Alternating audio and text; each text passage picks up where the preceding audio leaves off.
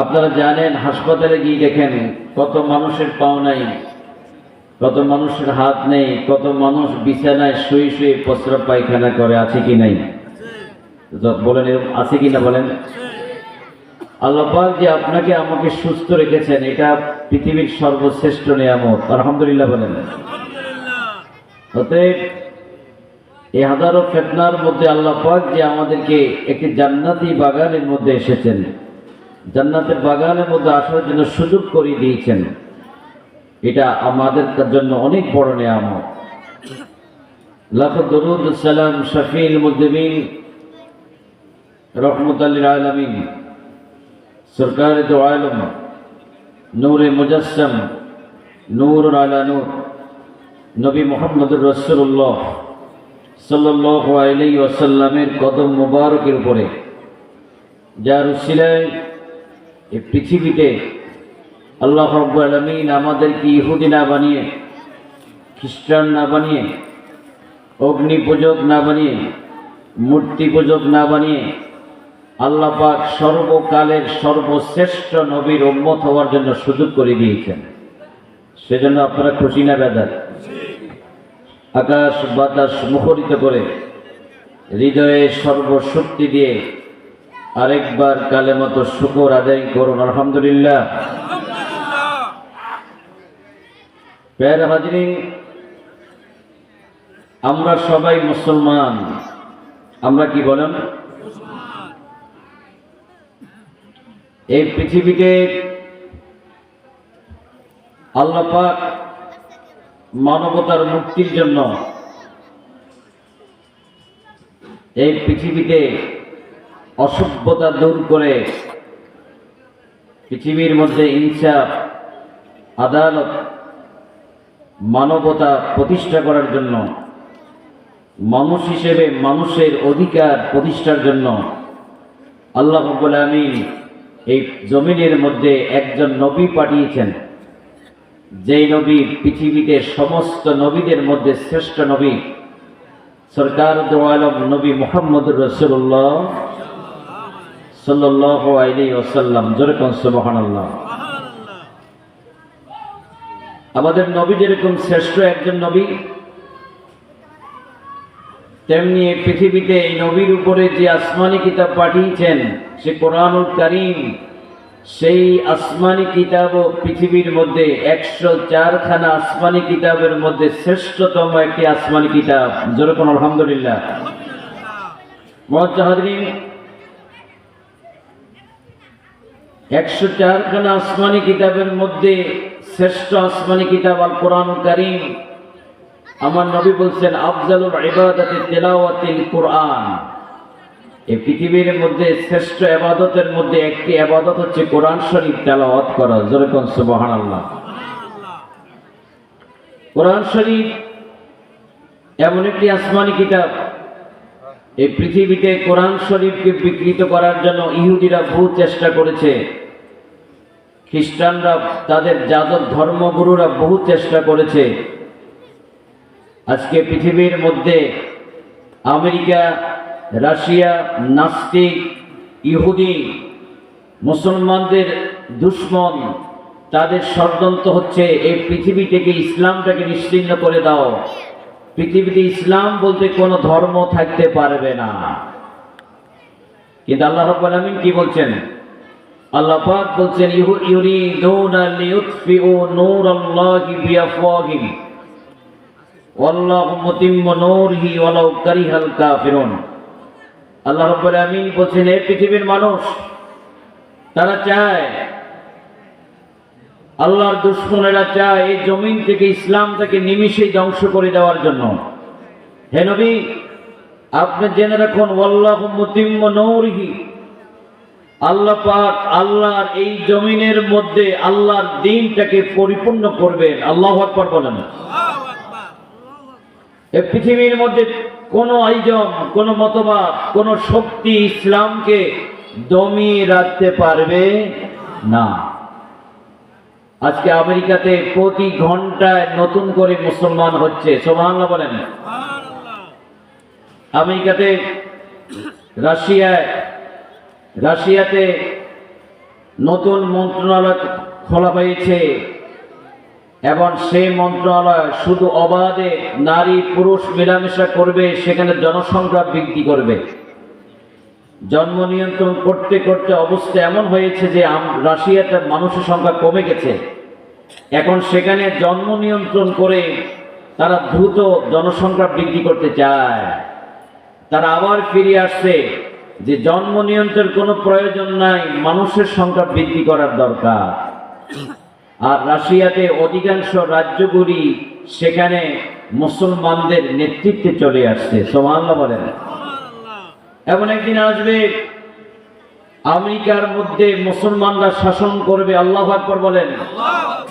আজকে ভারতের সংখ্যালঘু মুসলমানদের মসজিদ মাদ্রাসা ভেঙে চুরমার করে দিচ্ছে, মা বোনদেরকে নির্বিচারে নির্যাতন করছে। কাসিদায়ে শাহ নিয়ামতুল্লাহর ভবিষ্যৎবাণী হচ্ছে এমন একটা জমানা আসবে যে ভারতবর্ষ ভেঙে খানখান হয়ে যাবে এবং সেখানে হিন্দুত্ববাদীদের কোনো অস্তিত্ব থাকবে না। আবার ভারতবর্ষ মুসলমানদের নেতৃত্বে আসবে। আল্লাহু আকবার বলেন। ইসলামকে দমিয়ে রাখতে কেউ পারবে না। পৃথিবীর মধ্যে কোন জাতি, কোন ইজম আজ পর্যন্ত কোরআন শরীফের একটি অক্ষরকে পরিবর্তন করতে পারেনি। আলহামদুলিল্লাহ বলেন। আল্লাহ রাব্বুল আলামিন বলছেন, বাল হুয়া কুরআনুম মাজিদুম ফি লাওহিন মাহফুজ। এটা লাওহে মাহফুজের কিতাব। এই আসমানি কিতাবের সংরক্ষণ করার দায়িত্ব স্বয়ং আল্লাহ রাব্বুল আলামিন হাতে নিয়েছেন। পৃথিবীর কোন ব্যক্তি কোরআন শরীফকে পরিবর্তন করার কোন ক্ষমতা রাখে না। মুআজ্জাজ হাজিরিন, এই কোরআন শরীফের তাজিম যারা করবে, কোরআন শরীফ শিক্ষা যারা দিবে এবং কোরআন শরীফকে সম্মান যারা দিবে, এই জমিনের মধ্যে আল্লাহ পাক দুনিয়া এবং আখিরাতের মধ্যে তাদের সম্মান আল্লাহ বাড়িয়ে দিবেন। জোরে বলুন সুবহানাল্লাহ। মুআজ্জাজ হাজিরিন, বাগদাদের মধ্যে একটা যুবক ছিল, তার নাম হলো বিশর হাফিজ। ছোটবেলায় ছেলেটির বাবা মারা গিয়েছে, মা কোথাও বিয়ে বসেনি।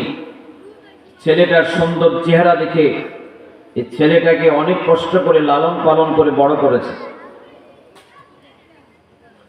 ছেলেটা বড় হওয়ার পরে গ্রামের উচ্ছৃঙ্খল ছেলেদের সাথে মিশে এই ছেলেটা প্রতিদিন রাত হলে মদের আড্ডাখানায়, সরাইখানায় চলে যায়। যেরকম নাউযুবিল্লাহ। মায়ের মন তো আর বুঝে না। এই পৃথিবীতে যাদের দোয়া কবুল হয় তাদের ভিতরে একজন ব্যক্তি আছেন নিখুঁত, তার নাম হচ্ছে মা। আল্লাহু আকবার বলেন। আমার ভাইরা, মা চোখের পানি ছেড়ে আল্লাহ রব্বুল আলামিনের দরবারে দোয়া করো, রব্বুল আলামিন এত কষ্ট করে ছোটবেলায় নিজের যৌবনকে বিসর্জন দিয়ে এই ছেলেটাকে মানুষ করলাম। ও রব্বুল আলামিন, আল্লাহ আমার ছেলেটা প্রতিদিন সরাইখানায় চলে যায়। অর্শাজিমের মালিক আল্লাহ, আমার ছেলেটাকে তুমি হেদায়েত করে তোমার ওলি বানায়া দাও। আল্লাহ রাব্বুল আলামিন মায়ের দোয়া কবুল করলেন। বিশর হাফিজ রহমতুল্লাহ আলাইহি সরাইখানা থেকে বাড়িতে যাওয়ার সময় দেখলেন রাস্তার মধ্যে একটা কোরআন শরীফের আয়াতে কারিমা পড়ে আছে। বিশর হাফিজ রহমতুল্লাহ আলাইহি ওই কোরআন শরীফ রাস্তা থেকে তুলে নিলেন, চুমু খাইলেন, বুকে লাগাইলেন, কপালে লাগাইলেন, মায়ের কাছে নিয়ে গেলেন। ও মা, কোরআন শরীফের আয়াতে কারিমা রাস্তার মধ্যে আমি কুড়িয়ে পাইলাম, কি করব, কোথায় রাখব? মা বললেন, বাবা তুমি তো পবিত্র নয়, তুমি ওযু করে গোসল করে আসো, তারপরে বলবো। বিশর হাফিজ ওযু করলেন, গোসল করলেন, মায়ের কাছে আসলেন। মা বলেন কি করব? মা বললেন বাবা যাও এই কোরআন শরীফের আয়াত কারিমা ওই কোরআন শরীফের মধ্যে যত্ন সহকারে রেখে দাও। বিশ্বনবী রহমতুল্লাহ আলাইহি কোরআন শরীফের আয়াত কারিমাটাকে যত্ন সহকারে রেখে দিলেন। সন্ধ্যাবেলায় আবার ছেলেটা সরাইখানায় চলে গেল।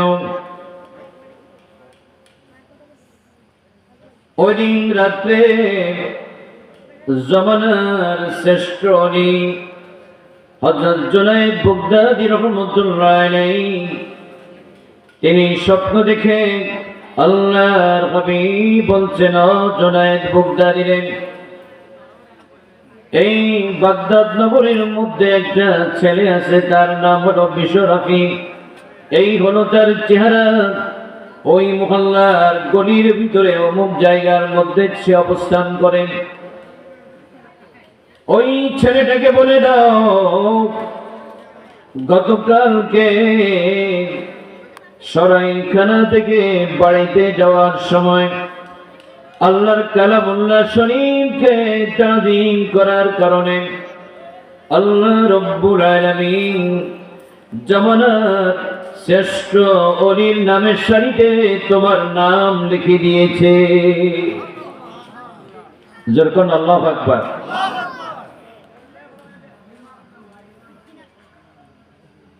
জুনায়েদ বাগদাদী রাহমাতুল্লাহ আলাইহি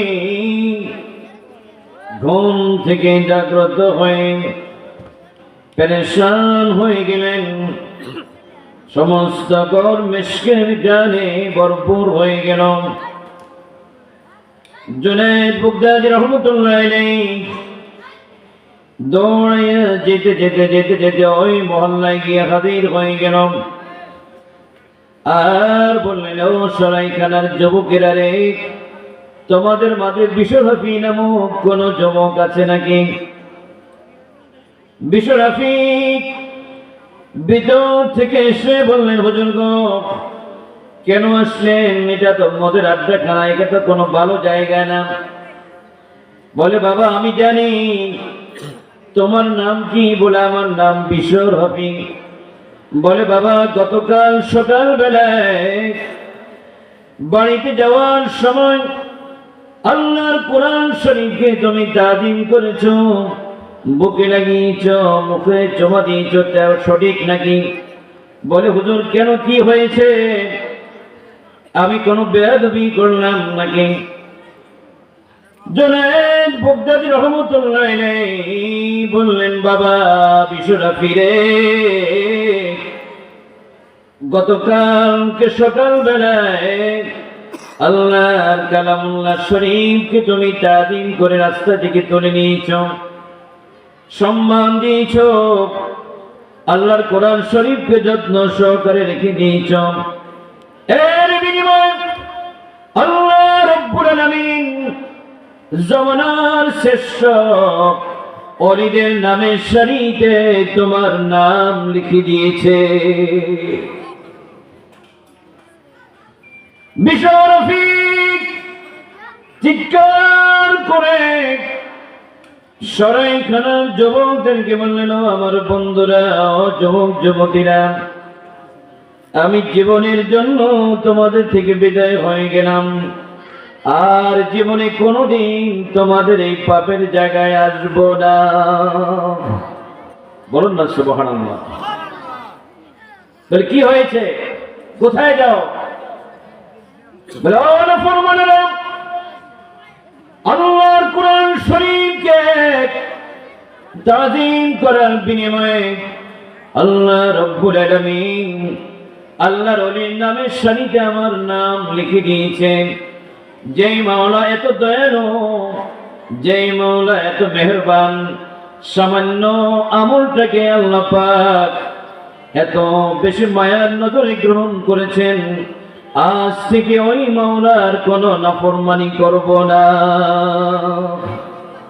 জোরে কন্যা সুবহানাল্লাহ। হযরত বিশ্বরাফি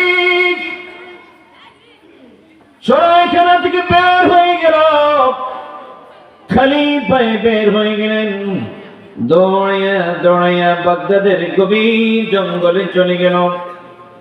বাগদাদের গভীর জঙ্গলে গিয়ে আল্লাহ পাকের দরবারে সেজদায় পড়ে 12 বছর সময় কাটিয়ে দিয়েছেন। 12 বছর বাগদাদের গভীর জঙ্গলে আল্লাহ দরবারে তওবা করে চোখের পানিগুলো ছেড়ে বললেন, ও রব্বুল আলামিন, আল্লাহ তুমি বড় দয়ালু, তোমাকে চিনতে পারি নাই, বুঝতে পারি নাই। ও রব্বুল আলামিন, জীবনে যত নাফরমানি করেছি গো মাওলা, আল্লাহ তুমি দয়ার করে তুমি গফফার নামের উসিলায় ক্ষমা করে দাও। যেটা বলুন না সুবহানাল্লাহ। 12 বছর পার হয়ে গেল। আল্লাহ রাব্বুল আলামিন আওয়াজ করলেন, জুনায়েদ রে, আর কান্নাকাটি করো না, আমি তোমাকে এই জমানার শ্রেষ্ঠ ওলি হিসেবে গ্রহণ করে নিলাম। যাও জুনায়েদ রে, বাগদাদ নগরীর মধ্যে যাও, ইসলাম আর আদর্শ হারা মানুষদেরকে ইসলামের দাওয়াত দিতে থাকো। সুবহানাল্লাহ বলেন। মুজাহিদিন আল্লাহ কুরআন শরীফকে তাজিম করার কারণে জুনায়েদ বাগদাদ রহমাতুল্লাহ আলাইহি আল্লাহ রাব্বুল আলামিন এত বড় ইজ্জত দিলেন বিশ্বনবীকে। ওই বিশ্বনবী রহমাতুল্লাহ আলাইহি তিনি যখন মদিনা শরীফ গেলেন, মক্কা শরীফ গেলেন খালি পায়ে। মক্কা শরীফের মধ্যে খালি পায়ে মানুষ হাঁটতে পারে না। উত্তপ্ত বালুর মধ্যে হাঁটতে হাঁটতে পায়ের মধ্যে ঠোঁস পড়ে গেল। দুনিয়ার মানুষগুলি বলছে, হে বিশ্বনবী রে, পায়ের মধ্যে ঠোঁস পড়ে গেছে, হুজুর আপনি জুতা পায়ে দেন। আল্লাহর ওলি বিশ্বনবী বলছে, ও মদিনার মানুষেরা, ও মক্কা শরীফের মানুষেরা, আমি কোথায় জুতা দিয়ে আমি চলাফেরা করব? কেমন করে আমি জুতা পায়ে দেব?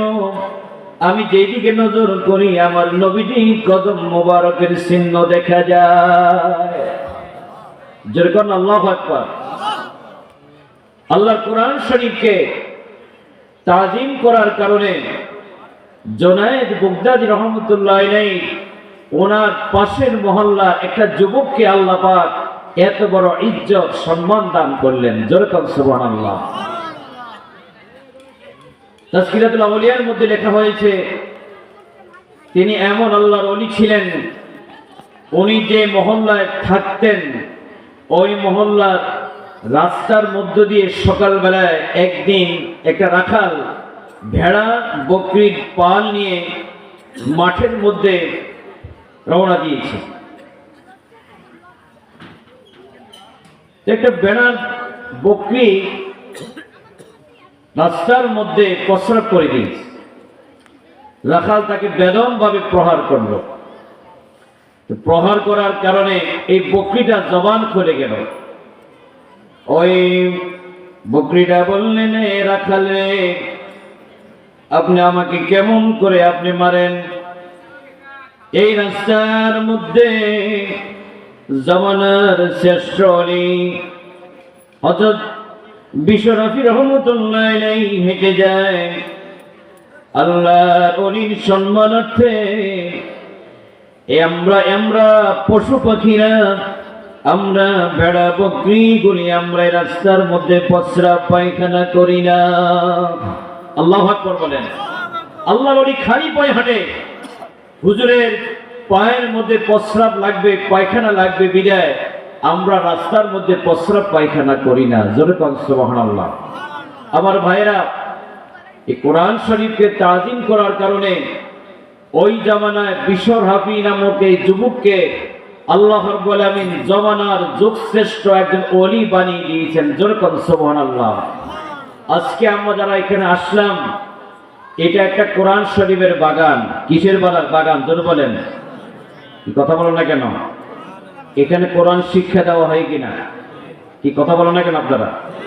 কোরআন শিক্ষা দেওয়া হয় কিনা?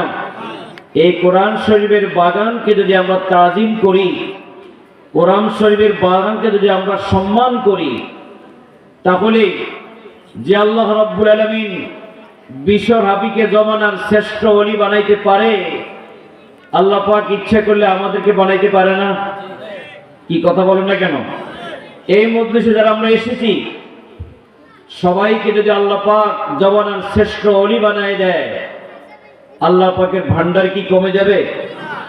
যখন কমে যাবে, আমরা যারা এই মজলিসের মধ্যে এসেছি, আমরা আল্লাহ পাকের কাছে দোয়া করি এই মজলিসের সকল ব্যক্তিকে আল্লাহ পাক আল্লাহর ওলি হয়ে বাড়িতে যাওয়ার তৌফিক দেন। যখন আমিন। মুআজ্জাজ হাজিরিন, আমি শুধু একটু আপনাদেরকে বলবো, এই কমপ্লেক্সটা প্রতিষ্ঠা করেছেন আমির হিজবুল্লাহ সচ্চিনা শরীফের মরহুম পীর মাওলানা শাহ মোহাম্মদ মহিবুল্লাহ রহমতুল্লাহ আলাইহি। ঠিক কিনা বলেন? ছোট্ট একটা টিনের গদ দিয়ে শুরু হয়েছে, আজকে আপনাদের দানে একটা বিশাল কমপ্লেক্স হেদায়েতের বাগান প্রতিষ্ঠিত হয়েছে। এটা আপনারা খুশি না বেদা?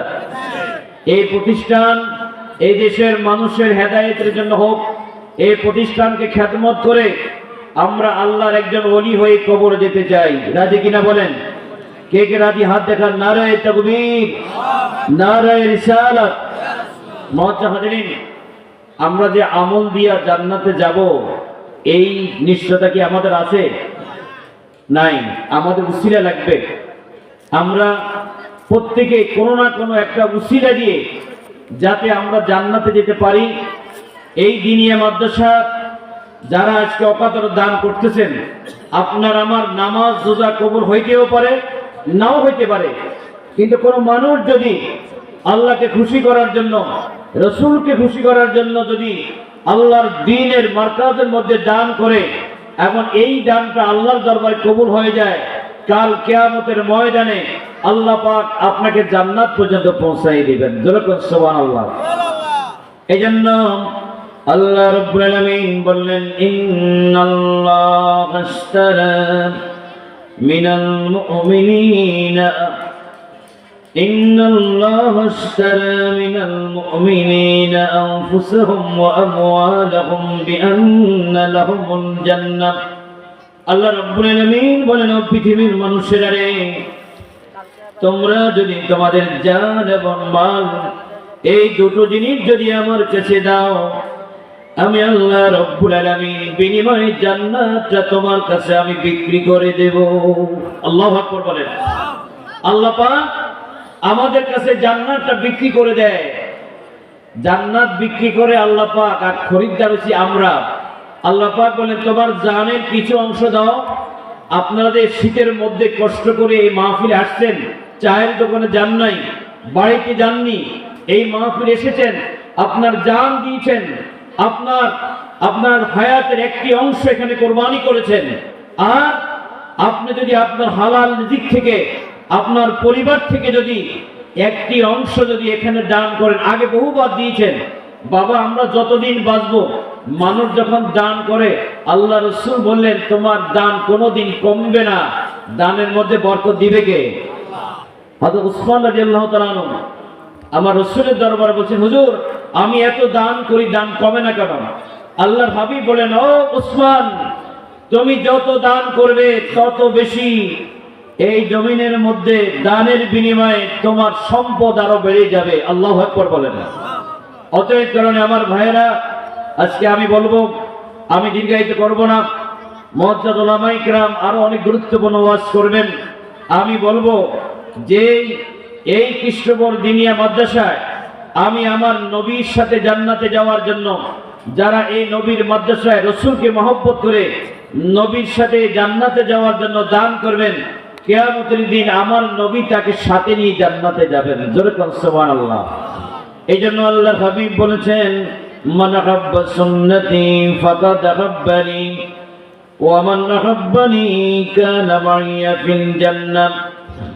আল্লাহর হাবিব বলেন, ও সাহাবীরা রে, এই পৃথিবীর মধ্যে যারা আমার সুন্নাতকে মহব্বত করবে, তারা মূলত আমি রাসূলকে ভালোবাসবে, আর আমি রাসূলুল্লাহকে যারা ভালোবাসবে কাল কিয়ামতের ময়দানে আমি নবীর সাথে ওই ব্যক্তি জান্নাতের মধ্যে থাকবে। জোরে বলুন সুবহানাল্লাহ। অতএব কারণে রাসূলকে মহব্বত করে নবীর জান্নাতের বাগান, যেই বাগানের মধ্যে আমার নবীর দ্বীন শিক্ষা দেওয়া হচ্ছে, এই বড়িয়া কৃষ্ণমোহন মাদ্রাসায় শুরু থেকে এই পর্যন্ত কয়েকশো ছাত্র এখান থেকে শর্ষিনা দরবারে সেখানে পড়াশোনা করেছে, বড় আলেম হচ্ছে। এই মাদ্রাসা একটি সন্তান যদি হক্কানি আলেম হয়, শর্ষিনা দাদা হুজুরের মতো আল্লাহর ওলি হয়, গাউসে পাক আব্দুল কাদের জিলানী রহমতুল্লাহের মতো আল্লাহর ওলি হয়, খোদার কসম আপনার দানের বিনিময়ে একটি সন্তান যদি আল্লাহর ওলি হয়, এই জনপদের মানুষগুলি কাল কিয়ামতের ময়দানে জান্নাতে যাওয়ার জন্য একটা উসিলা হয়ে যাবে। জোরে কন্যা সুবহানাল্লাহ। অতএব কারণে আমি আপনাদের খেদমতে বলবো, কে আছেন এই প্রতিষ্ঠানের ছাদের কাজে আপনারা দেখেছেন যে ছাদের ডালাই হয়েছে গত সপ্তাহে, কয়েক লক্ষ টাকা এই প্রতিষ্ঠানের ঋণগ্রস্ত শিক্ষকদের অনেক টাকা বেতন বাকি পড়ে আছে। অতএব এই প্রতিষ্ঠানকে এগিয়ে নিয়ে যাওয়ার জন্য, প্রতিষ্ঠানের উন্নয়নের জন্য কে আছেন যে হুজুর আমি 20,000 টাকা দিব, আমি 50,000 টাকা দিব, আমি 10,000 টাকা দিব, হয়তো নগদ দিবেন অথবা বাকি দিবেন, একটা মাত্র নিয়ত দিবেন, রসুলকে খুশি করার জন্য দিবেন। বাবা আল্লাহ রসুল বলেন আসদকা তো তারুদ্দুল বালা, তুমি সদকা দাও। একজন মানুষ যখন দান করে, আল্লাহ পাক কোনো ব্যক্তির প্রতি যদি নাখুশ থাকে, দানের বিনিময়ে আল্লাহ পাক ওই ব্যক্তির উপরে খুশি হইয়া যায়। যেরকম সুবহানাল্লাহ। যেই ঘরে অশান্তি থাকে, দানের বিনিময়ে ওই ঘরের মধ্যে আল্লাহ পাক শান্তি দান করে। ওই ব্যক্তির ঘরের মধ্যে যদি অসুস্থ থাকে, আল্লাহ পাক তাকে সেবা করে দেয়। দানের কারণে আল্লাহ পাক ওই ব্যক্তির জীবনের গুনাহগুলি মাফ করে দেয়। দানের কারণে আল্লাহ পাক তার সম্মান ইজ্জত বাড়ায় দেয়। যেরকম সুবহানাল্লাহ। অতএব কে আছেন যে হুজুর আমি 20,000 টাকা দান করব, নগদ হইলে নগদ, বাকি হইলে বাকি। একটা লোক দাঁড়িয়ে বলেন, বা স্টেয়ারে যারা বসছেন তারাও বলতে পারেন, মাঠ থেকেও বলতে পারেন যে হুজুর আমি রসুলকে মহব্বত করে নবীর সাথে জান্নাতে যাওয়ার জন্য আমি 20,000 টাকা দান করব। যারা ঘরের মধ্যে আছেন, যারা ঘরের ভিতরে গল্প করতেছেন, সমস্ত মেহমানদেরকে নিয়ে আমি স্টেজে আসার জন্য অনুরোধ করতেছি। মাহফিল ইন্তেজামিয়া কমিটির সবাইকে রুমের মধ্যে বসে না থেকে মেহমানদেরকে নিয়ে মাহফিলের স্টেজে আসার জন্য আমি অনুরোধ করছি। মহব্বতে একটা দুরূদ শরীফ পড়ুন, সাল্লাল্লাহু আলা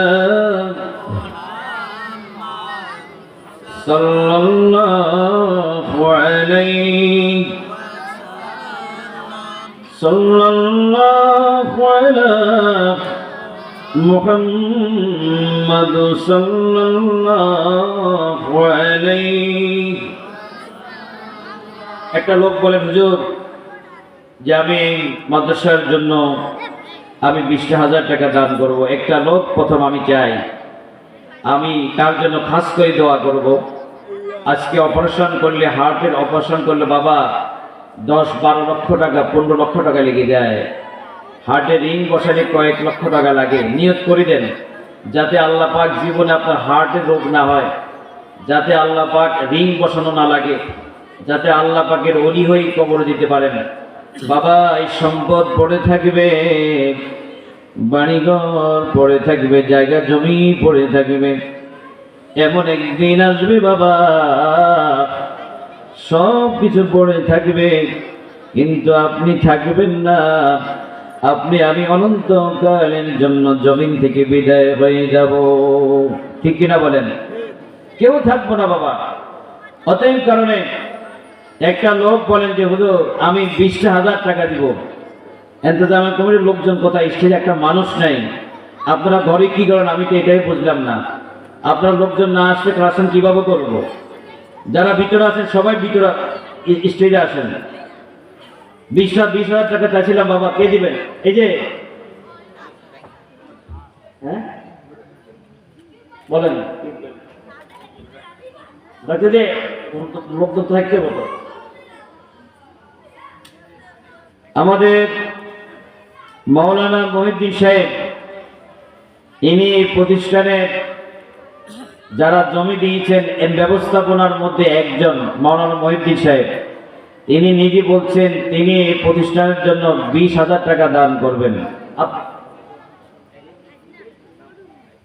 একজনে এসে বলছে, উনি নাম ঘোষণা করে নাই, নাম ছাড়াই বলছে যে মহিউদ্দিন ভাইয়ের কাছে বলছে উনি 20,000 টাকা দান করবেন। আলহামদুলিল্লাহ বলেন, আল্লাহুম্মা আমিন। রব্বুল আলামিন, আল্লাহ তোমার এই বান্দা নাম বলেনি, তোমার নবীর দ্বীনের মার্কাজের জন্য দান করলেন 20,000 টাকা। রব্বুল আলামিন, আল্লাহ এই দানের বিনিময়ে তার বংশধরের কবর আযাবগুলি মাফ করে দাও। আল্লাহ তাকে কোটি কোটি টাকার মালিক বানিয়ে দাও।